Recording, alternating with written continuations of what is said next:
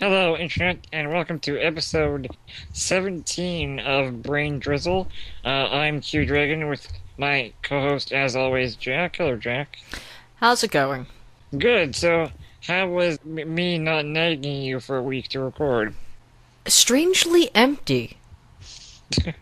Well, I'll try not to do it again. Those days, I wore nothing but free-flowing clothing, and Marconi Union was playing everywhere I went. It followed me. Anyways, um, two quick announcements, or kind of three-ish.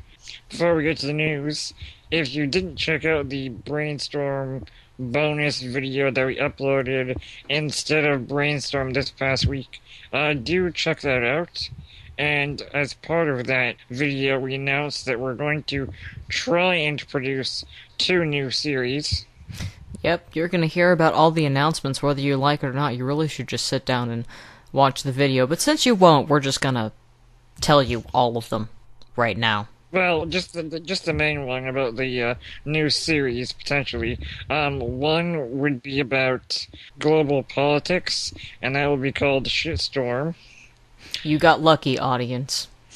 And the second one, well, the third overall, would be about sort of gadgets and consumer electronics, and a little bit of hardcore tech, and that would be Techstorm.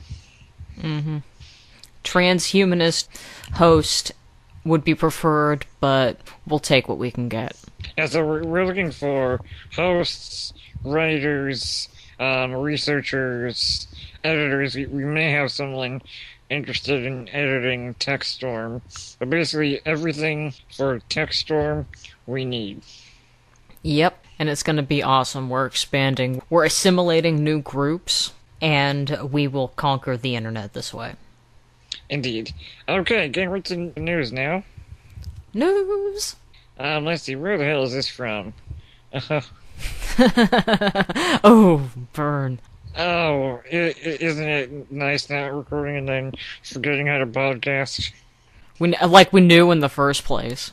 Yeah, exactly. Japan. So Japanese researchers basically analyzed a bunch of potential genes in Arabidopsis, which is the sort of mouse of plants, if that makes sense. It makes sense to me, but if it doesn't make sense to audience, then audience, you're listening to the wrong show. Exactly. So, like, they basically looked for a bunch of short genes, narrowed it down, and then, like, found genes that were also in multiple species, so, like, highly functional genes that were also short.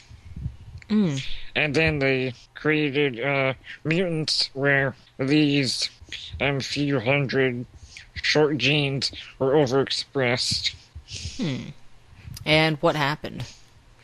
Well, about 10% of the mutants had, like, really dramatic changes, like different color, well, paler color, and leaf shape and stuff. So they're thinking that these few short genes may be, like, real key players in most other plants. Nice. I was listening to the story and I was waiting to try to put in an anime joke, but that story just didn't give one to me. Yeah, it was a pretty dry story. However, I could see this having applications for in the future if a bunch of people wanted to try to create and market designer plants. Like glowing plants that we covered a few episodes ago. That is also Arabidopsis. Yep. If they could genetically engineer Arabidopsis to look like a whole bunch of stuff. Like, imagine if some wacko, genius, badass motherfucker were to take some Arabidopsis and then find a way to genetically mutate it so that the leaves are shaped like Hello Kitty's head. I was going a different angle, but okay. Alright, let's hear yours. Any other shape. Like literally any other shape. That's crazy talk. Like dicks. Dicks I would prefer. Uh, so you like the dick? It's better than Hello Kitty. Alright, you're butch. I like Hello Kitty. I can't help it. You could try. Anyways. That was a bit of a dud. Next story. That's too much to ask. Some Norwegian researchers are attempting to create a essentially battery generator that would be on the seabed. If you need emergency power, they open a valve and the intense pressure drives some turbines for a short time. And this is for, like, what, submarines? I mean... No, basically, it would be sort of a supplemental power source. So let's say there's, like, solar power sometimes. Yeah? And then that dips down. So then, if it dips down, you open the valve to generate power for a short period of time. But would it take a lot of power for it to pump itself back out, or is this something that... Basically, once the tanks are filled up, then hopefully the other power sources kick in, and then slowly over time, you pump out the water. Okay, I get you. It's like a hydraulic steampunk battery, basically. Okay, I get the point. It's pretty efficient, like an 80% return. Oh, not bad. It only costs 80, but you get 80% the power it takes to pull the water out, basically. So it'd pretty much be lossy, but it would be emergencies only. Pretty much, that seems like what's like going for. Very steampunk and like, oh, this is awesome. I could see something like that actually being needed. If we end world poverty and world hunger, those countries that are devastated by it start to repair their economies, the people there will actually be able to use and invest in greater technology. I mean, by the end of the century, we could conceivably see the world having uniform lifestyles throughout, and instead of these huge differences in economic prosperity, you know, like the USA and North America compared to Africa. Yeah. Sorry, Africa. Now, on the one hand, you think, oh, come on. But one day, all of that's going to be gone. And, you know, our power demands, you think they're high now, they're going to go through the roof. So it very well could be that one day we're going to still be using coal and everything else, using everything that we can get. And in a world like that, something like this could have a place. So within the next 10 years, no. In 100 years, it'll be old technology, but it'll actually have a function. Yeah, and the cool thing is it's totally scalable. Like, you literally just add more tanks. Oh, nice. It'd probably be a bitch to install. Like, once it is, you just, like, open the valve, you fill up, like, a shit ton of tanks, and let the water pressure drive a turbine, and then you got power for a while. Hell yeah. After you put it in, it'd pretty much be free to the whichever communities it benefited. Yeah, well, there's the power that it takes to slowly pump the water back out, but, you know. Yeah. What are you gonna do? Yeah, seriously. Like I say, you know, one day those might actually have a realistic function, but right now, eh. My last story may have some real function, so I'm pretty sure most people that are listening are familiar with regenerative medicine and creating new organs. Well, one of the issues is the scaffolding, so basically the mold that allows the cells in the vasculature to all form correctly. And one method is like taking the cells out of an animal organ, so it's just the scaffolding, and then you get like a pig which is a similar size to human organs, and then fill the scaffolding with human cells. This new method from somewhere, That's why I don't even bother. saying they may be able to use kidneys that are harvested from organ donors that aren't fit for transplant. Hey, sweet! Because apparently almost 20% of kidneys from deceased donors aren't fit for transplant for whatever reason. So they can just wash away the cells and put it with the cells of the patient. Nice. So I thought that was pretty cool.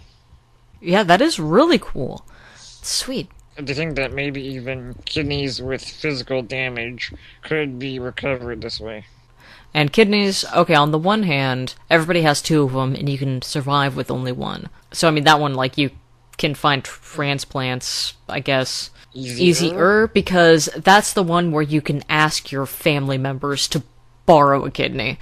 Hey, dude. Yeah, seriously, you can't ask to borrow really anything else, except for, like, ovaries and testicles. Well, You know, which you do that, but it's like one of those things where you can actually ask somebody for one. I can't help but feel like it's a little bit of a bummer that they haven't decided to do this. Will they be able to maybe do this with the liver? I can't see why not. I mean, they're hoping to apply it for other organs, but I think because kidneys are like a very common transplant, it seems like most of this regenerative medicine technology like starts with the kidney. You can ask to borrow a buddy's kidney, and that's the one you start with. Well, maybe it's simpler. I don't know. Yeah, I don't get it. There's probably some kind of reason that we don't understand, but it just seems almost counterintuitive to me. Just talking out of my asshole. Structurally, for like a complex organ, the kidney isn't super complex, so maybe that's why it's sort of a go-to to start when you're trying to create organs. So it's the Arabidopsis of the human organs? Not quite. And also, like I think like liver cells and those types of things are like notoriously hard to culture outside the liver. Ah, okay. So that might be it. I don't know. But I mean, there's no reason you couldn't do this with pretty much any organ. Oh, okay. Well, that's good. So what do you got this week? What I got? They figure some stuff about itchiness. Oh, good. I'm always itchy. Do tell. Yeah, I know. My sister is too. Let's see, at the National Institute of Health, they did these mouse studies, and they figured out that there's a small molecule that's released in the spinal cord, and that's what triggers the thing that happens, the domino effect that is then experienced as itchiness. Okay, is there any mention of a cure? No cure yet, but they say that this discovery will actually eventually lead to a cure, or like lead to understanding why certain things help. They used to think that itchiness was a type of pain. It turns out itchiness is separate from pain. See, I never understood itchiness, because I can think of no situation when scratching an itch makes it better. Yeah, I know. It's just like, how would that... Okay, so you basically pain that gets negated by more pain. Why does that never ever work with other pain? Like, why can't I just, like, hit myself with a hammer whenever I get a menstrual cramp? Well, you could, but... But it wouldn't work, you see. I'm saying, like, but, like, if you have, like, a rash or something, it's itchy, and all you want to do is scratch it, but then the scratching just makes the rash worse. Yeah, seriously, it makes no sense. Like, it's a fucking terrible sensation. Body. It's bad, and it's bad for you. And apparently it's something called natriuretic polypeptide B, NPPB. Plugs into specific nerve cells in the spinal cord, which then they send a signal through the central nervous system. And yeah, if they remove that, when they remove the nerve cell in the mice stop scratching. And there's like a whole bunch of other stuff in this article. I mean, this article is long, but they figured out all kinds of stuff. Like, here's what we were actually looking for, and here's, the target of this thing. And apparently this is some kind of crazy breakthrough. They figured out itchiness. Well, good, because, I mean, most itchy things are also red, so you can see them. So why do you need to be itchy also? Most of the time, leaving it alone is the best thing to do. Yeah, or slapping it instead Really? of scratching it. Yeah. Like, seriously, get a fly swatter. I swear it helps. Well, I probably won't do that. That would be a little awkward, huh? Audience, get fly swatters. I swear they help. Don't hurt yourself. No, experiment with it. Feel free to express, figure out what works for you. And Be careful if you have an itchy crotch. and tape it and put it on YouTube because we want to see the video. Well, you do. Me, not so much. Anyways, what else you got? You don't want to watch a bunch of our fans like sitting there hitting themselves with fly swatters? Mention our show while you're hitting yourself with the fly swatter, man. We could get so much publicity. You know something. So you're hoping that one of these crazy fucking people is gonna go viral because they're hitting themselves with a fly swatter. No, I'm hoping that the kind of people who get into planking and owling and vadering, like the next craze, those people will be hitting themselves. I want to see them pay. I want to see them pay. Well, we can dream, Jack. We can dream. Yeah. They can try to target this molecule to stop itchiness. Yay! Because, I mean, with people with chronic itch conditions, also. I mean, this could help out so many people, and it's interesting to think, like, I've heard that heroin, like, stops itchiness. I don't know if that's true, because I've never done it. So you're saying I should try heroin? And morphine makes you itchy. Again, like, I've heard this from, like, people who've gotten morphine at the hospital. Again, I've never had morphine, so... So, no morphine, yes heroin, is the message of this segment. No, what I'm trying to figure out is, those, okay, heroin and morphine, like, where's the difference? Because one stops the itchiness and one doesn't? And aren't they, I mean, heroin and morphine, those two things are so everyone similar. experiment with their two. And then there's this new thing, and it's making me confused. It's like I've identified a mystery that I would like to see solved. Hopefully one day I'll be able to read about it and we can cover it on the show. Okay. Because this is the only show that I know about that covers stuff that nobody else cares about. Don't do drugs, kids. Yeah, also don't do drugs. That's not the kind of experimenting that we're talking about here. Moving on. White tigers. Mm-hmm. They found out what makes white tigers white. Apparently there's a single change in the pigment gene that makes you a white tiger. You're a white tiger? Yes, and you are too. Because... Well, I am fucking pale. The pigment gene called SLC45A2 is the same gene... It's the same gene in tigers that's associated with light coloration in Europeans and other animals, including horses, chickens. Seriously. It's the same gene that makes people white is what makes tigers white. So, once the white tigers go extinct, we could just make more. 2, I'm a white tiger. You're a white tiger. 3, there's a slight possibility that there's like one person listening to this podcast right now who's like probably a Redditor who's losing his or her shit because, oh god, this racism's over. Wait, anyway, I'm just not even gonna go into that. Yeah, because we're... So, but here's my question. Yeah. Knowing this, could we make any colored tiger we want? Basically, you could make anything stop producing red and yellow pigments. But if we replace that with a pigment gene from another mammal, that's a good point. Like, if you could somehow make blue tigers. Glowing tigers. Yeah, but that doesn't have anything to do with the SLC45A. Who the hell cares? It's glowing freaking tigers. Oh, we've been able to do that for years, man. They made a glowing kitty cat. They could do it with tigers, too. Well, yeah, they haven't yet, because that'd be hard to do. Why didn't they, actually? I mean, they have access to tigers in the wild, and if they could figure out how to make one glow, I'm pretty sure they could something the environment. The problem is, only the skin glows, not the actual hair. Huh. Damn it. Well, the thing is, to make something glow, you'd actually have to have, like, a reaction happening inside the hair, which means you would have to make the hair hollow, which means you'd have to make it bigger, so you'd have to get porcupines involved. Well, if you get porcupines involved, then everything goes out the window. I mean... Yeah, and you want to do that to a tiger? Yes, I want a porcupine tiger that glows. Make it happen, science. Yes! Or I will. Dun dun dun. Also, designer pets. Totally. Anyway. Well, we went through that quick. Yeah, we did. So, well, did you do anything cool this past weekend? It's funny you asked that. You mentioned that. Talking. This past weekend, if you watch the update video thing... That's the video that we made that was an update. It's called Brainstorm Bonus.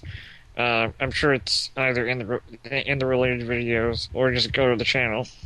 And it's an awesome use of alliteration, so you should reward us by watching our 10-minute update. Indeed. Anyway, get to the point. You went to a conference, and you got there in a bitching Camaro. Wait, what? Okay, forget the Camaro. Tell us about the conference. Yeah, I was at the Imagine a Religion conference in Kamloops, BC. I had an awesome time. met Aaron Raw and Zom Gets Chris and Fact versus Religion, and I actually got recognized twice. Ooh, who recognized you and under what circumstances? Because if it was one of the aforementioned people that you mentioned, then that doesn't count. No, just random people in the hotel bar. Cool, so they were also there for the conference? Yeah, yeah. Okay, well then that counts a little less than it could, but that's still pretty awesome. Look, give me a fucking break. Where the hell else am I going to be recognized? I'm just giving you hell, man. Nowhere. No, that actually is pretty cool. The fact that sometimes it feels like nobody watches our show. Yeah. So the fact that you got recognized, you know for a fact that I was losing my shit tickled pink, man. I had to lay on the cool. And thanks to my boss networking of staying still at a table during the reception, I got one of our videos on the Richard Dawkins Foundation Facebook page. Woohoo! So hopefully that will happen again, because that would be awesome for us. Yeah, that would be. I lost my shit when I saw that. I told several people at work about it. But it was really, like, did it show up in your feed, or did you have to go directly to the page? Oh, I saw it in my feed. It's just, I like so many pages that things get buried pretty quickly. Yeah, it was weird. It didn't show up in my feed for some reason. Actually, if you go to Facebook But and no, like just... I mean, like, literally in my, like, pages specific feed. Oh, weird. Yeah. Who knows? I met Sean Fairclough, the director of strategy. He runs the Facebook page, so hopefully that'll happen again. Yeah, that would be cool. Mm-hmm. Maybe we should have him on the show or something. Yeah, maybe I'll see what he thinks. It was just a really fun time. I remember you talked to me a little bit, but you were too busy having all kinds of fun, and then here I was at home. I felt like I was living the Lonely Islands on a boat. You were on the boat, and I was the dude walking around checking mail and going to work and all kinds of pissed that I wasn't on a boat. And then I fucked a mermaid. No, Was it a hipster mermaid? maybe. Those biohackers. Aren't all mermaids hipsters, really? Presumably. So, hey, maybe next year you're gonna have to drag your butt down there, up there too. Hey man, if I got the scratch, hell yeah. But yeah, I'm really gonna use self-deprecating humor, because I get recognized twice, and then on the drive home, I'm thinking about what I would say if I was a speaker next year.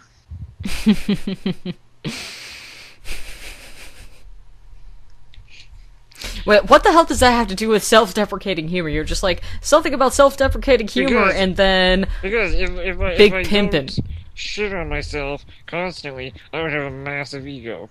ah, yeah, good point. And then you'd like do something crazy, like try to get on the Ellen show. That's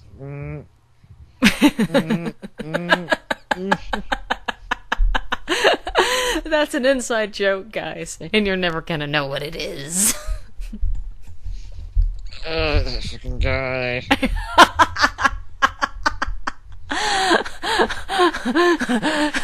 And cut. Is that it, really? Do you want it to be, or do you have anything else? I don't know, fucking.